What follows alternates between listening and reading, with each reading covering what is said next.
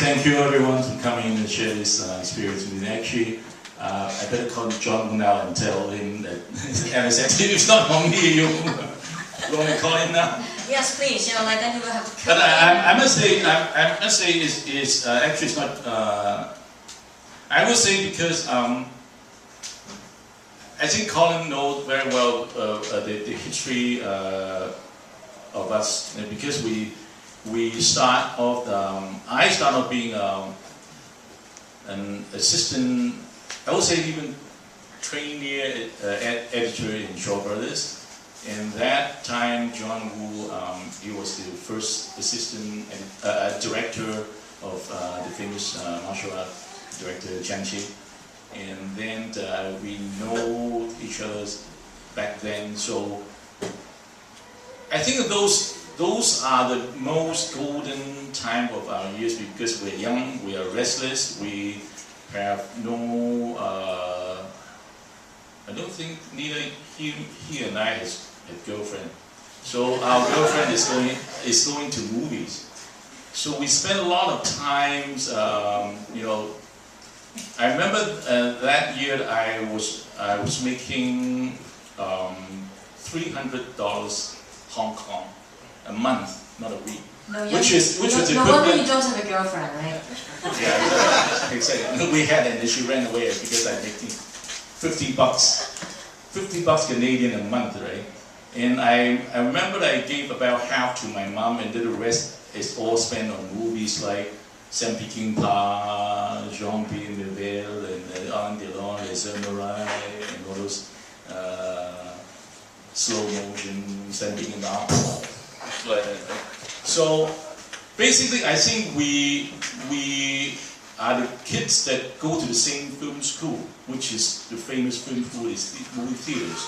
So when people ask me, hey David, which film school you go to, which university you go to, I said I go to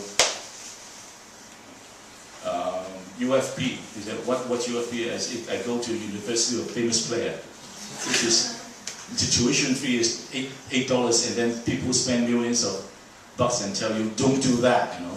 So so in those years we worked together, we saw the same movie, and then we built up this friendship and movie fans, and then on it's all in our head.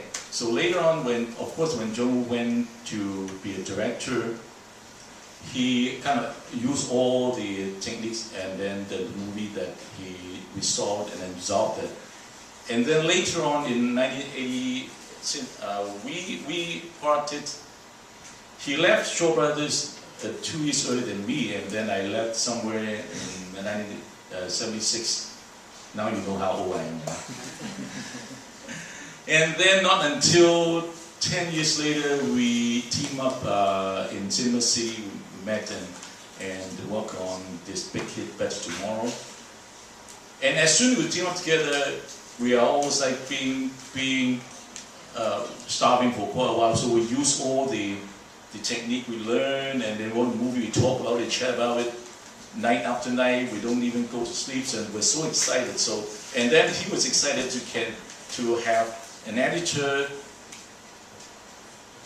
who know him so well and saw the same movie, grew up together, you know. And then since Better Tomorrow, I cut every single film that he worked in Hong Kong, and the last one was Hard Boiled, and after that he flew out from Hong Kong, of course, to a bigger arena, which is Hollywood, and then he abandoned me.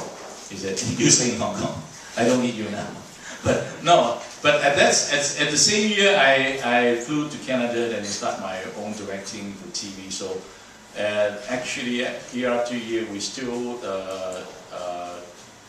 talk together about movies, you know, music. And in 2008, we teamed up again, and they called me to go to China to cut the Red Cliff. So we had a lot of good times, and then they bring back a lot of good memories. So at that era, because we are at a point that we need breakthrough, do or die, right?